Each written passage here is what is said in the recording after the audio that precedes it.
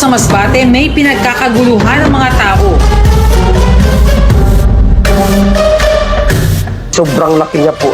Parang na-amaze po talaga ako kasi sabi ko, wow, first time ko po makakita ng ganitong kalaking buto sa buong buhay ko. Hinala ng ilang residente ang mga nahukay. Buto ng dinosaur?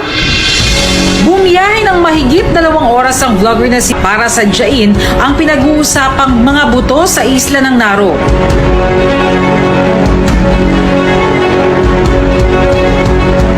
Nagulan nga ako nung may na-receive akong text. May nahukay daw na mga buto ng dinosaur. Kaya kaagad-agad pumunta ako. At malayo pa nga lang ay natanaw ko na nagkakagulo na yung mga tao. At paglapit ko nga, positive. Mga buto nga siya ng dinosaur. Ang residenteng si Jerome ang unang nakakita rito at inakala nilang isang malaking kahoy lamang ito. Si Jerome nagtawag ng ilang kapitbahay para tumulong sa paghukay.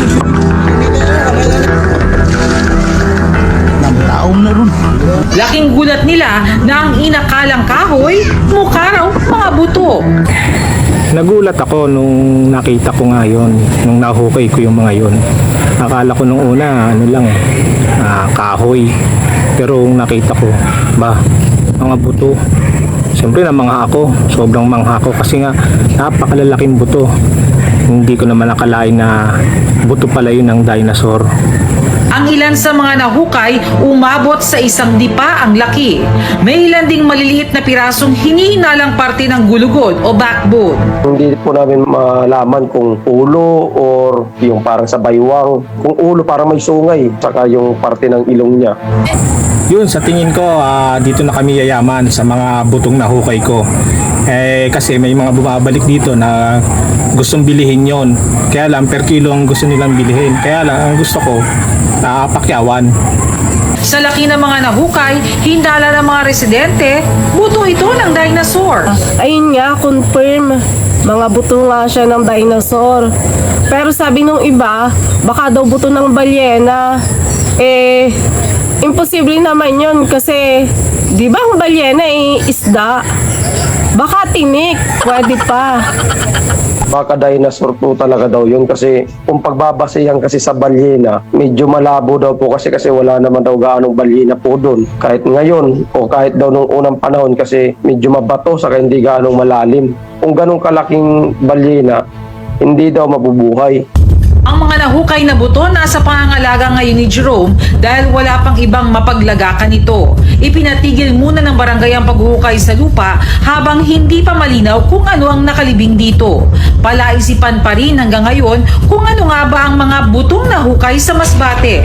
Mas maganda kung mas mapacheck po siya sa experts para at least kami rin po o yung mga residente po doon matapos na rin po yung mga haka-haka kung ano po talaga ito. Para matuldukan na ang mga haka-haka, aming ipinasuri sa isang archaeologist ang nahukay na di umano'y mga buto at nagulat kami sa kanyang mga sinabi. Ayon sa aking pagsasaliksik, pinag-aralan ko maigi yung binigay sa aking sample ng buto. Yun, nakita ko. At ito nga lumabas sa resulta. 99.99% buto nga yun ng dinosaur. Kung inyong titingnan, at mamamangha talaga kayo dahil kakaiba. Akalain mong kahoy, pero buti na lang, expert ako dyan at nakita ko na buto nga yun ng dinosaur. Alam mo, yayaman yung nakahukay nito kasi mahal ang kilo ngayon ng buto ng dinosaur. Kung yung buto nga ng baboy, mahal ang kilo. Buto pa ng baka, mahal ang kilo. Kahit nga buto ng manok, binibenta. Yan pa kaya ng dinosaur. Kaya swerte nung nakahukay na yan. Kaya sa'yo, Igan, swerte ka dahil nahukay mo yan. Baka yan pa'y kayaman.